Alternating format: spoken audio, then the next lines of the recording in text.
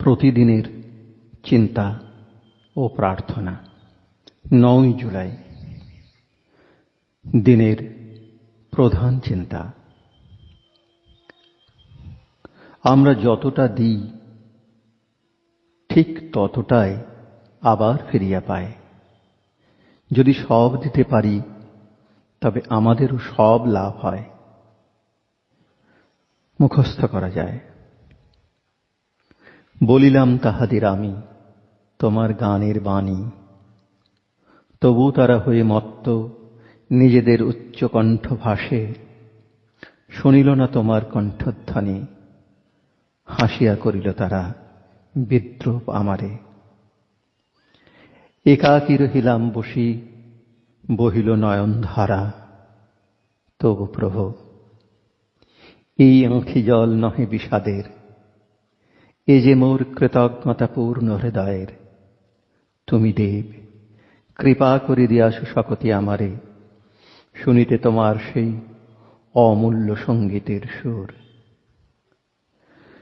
উপদেশ।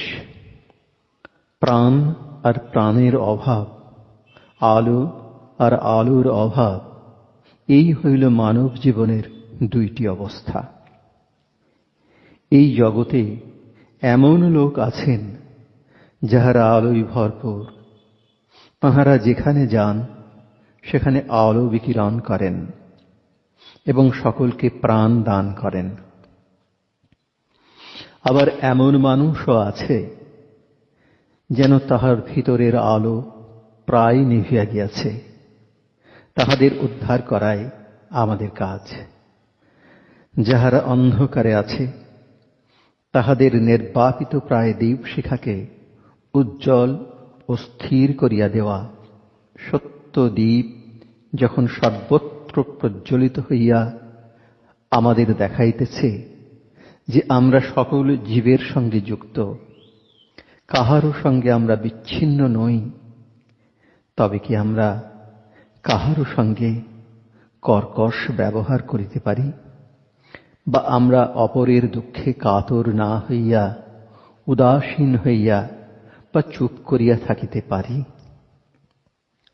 প্রার্থনা। হে প্রভু, তুমি তো সকলের অন্তরাত্মা, তুমি আশীর্বাদ করো যেন আমি তোমার সকল মানব সন্তানের মধ্যে তোমার আশীর্বাদ ছড়াইয়া দিতে পারি।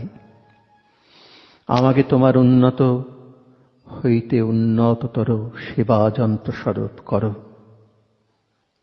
তুমি আমার এমন সহায় হও যেন আমি অকৃপণ হইয়া মুক্ত হস্তে সব বিতরণ করিতে পারি, কারণ আমি জানি যে তুমি শক্তি ও প্রেমের এক অফুরন্ত ভাণ্ডার।